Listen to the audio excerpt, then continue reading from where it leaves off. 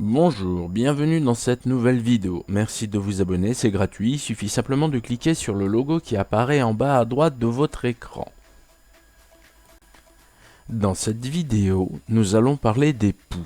C'est un problème qui touche et concerne la plupart des familles, des personnes qui ont des enfants en bas âge et qui sont obligés de garder leurs enfants chez eux simplement parce que les enfants ont attrapé des poux, soit à la crèche, soit à l'école. Et déjà, il faudrait expliquer c'est quoi un poux. Il existe deux catégories de poux. Il existe les poux de la tête et les poux du corps. Nous connaissons les poux de la tête depuis toujours, mais nous sommes moins conscients de ce que l'on appelle les poux du corps. Donc ce qu'il faut savoir, c'est qu'il y a, si on se réfère au darwinisme, c'est-à-dire il y a plusieurs millions d'années, nous avions nos ancêtres les singes. Et les singes avaient des poux sur tout le corps.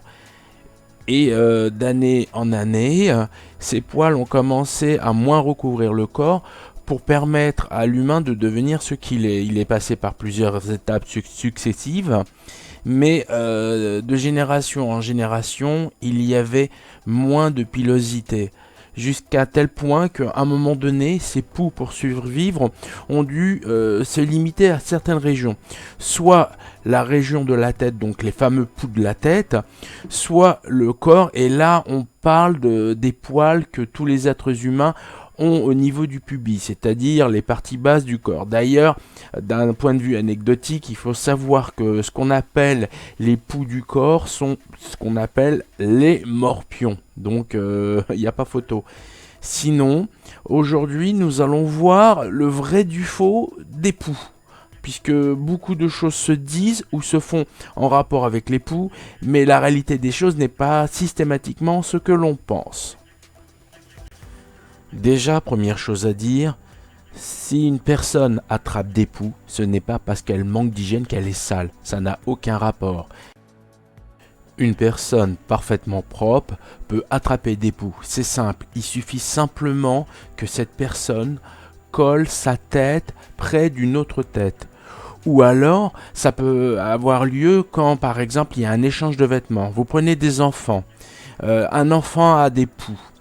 Il porte son bonnet qui contient donc aussi maintenant des poux. Qu'est-ce qu'il fait? Il donne son bonnet à un autre enfant qui le colle à sa tête. Et la transmission se fait de cette façon-là. Donc ce n'est pas un problème de propreté, c'est un problème de transmettre les poux, soit en collant les têtes, soit en échangeant des vêtements entre eux.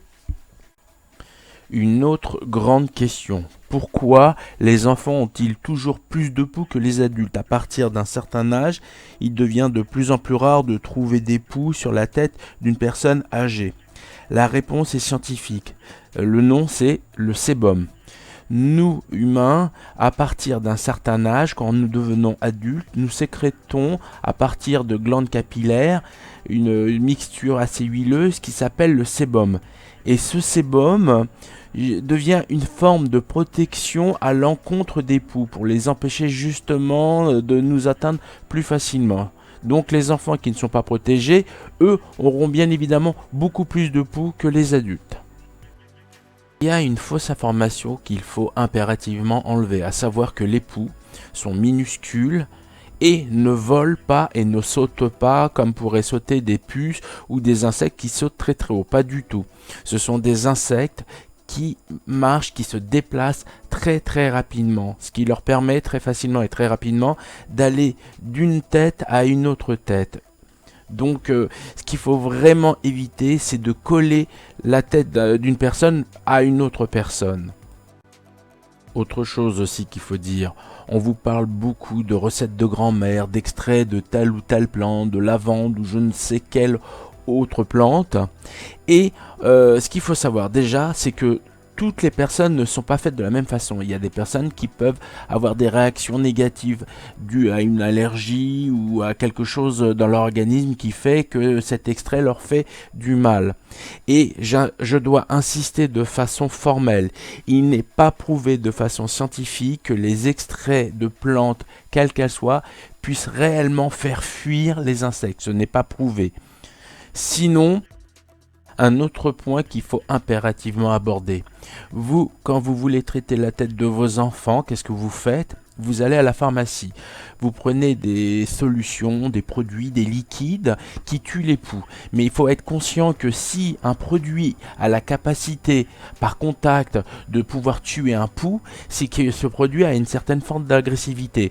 Et souvent, vous êtes obligé de répéter plusieurs fois ce même processus. Déjà, un, ça coûte cher, et de deux, cela peut avoir des conséquences sur le cuir chevelu de l'enfant, ou alors pire, l'enfant peut faire une réaction négative, une allergie au produit.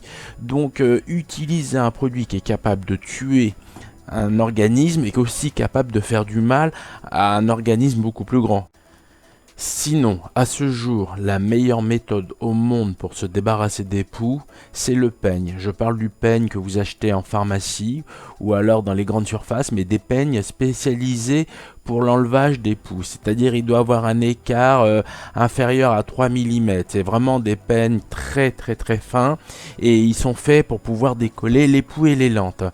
Comment fait-on pour pouvoir l'utiliser? C'est simple. Déjà, vous devez avoir une tête humide.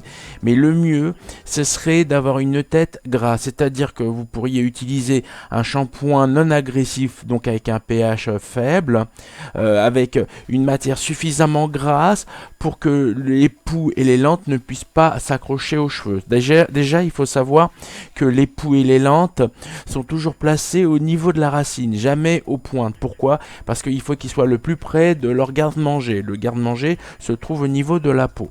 Donc c'est encore le meilleur moyen au monde pour pouvoir se débarrasser des poux. Ensuite, la deuxième étape, tout aussi importante, est la literie et les vêtements. Les vêtements déjà portés, vous devez les mettre à laver. Et la literie, surtout celle qui colle à la tête, c'est-à-dire les oreillers ou les draps, vous devez impérativement les changer et les nettoyer pour pouvoir tuer et se débarrasser des poux qui pourraient y avoir dessus. Les poux ont une durée de gestation assez courte. En moins d'une semaine, ils peuvent vous repeupler une tête. Donc il ne faut pas laisser le temps aux lentes de se développer et aux poux de refaire des bébés qui vont devenir des nouveaux nuisibles sur votre tête. Donc si vous pouviez faire ce traitement avec le peigne 2 fois par semaine et le faire sur environ 2 semaines et peut-être même 3 semaines, là vous avez une vraie chance de vous débarrasser définitivement de ces poux et de ces lentes. Voilà, merci, bientôt de nouvelles vidéos. Merci de vous abonner, à bientôt.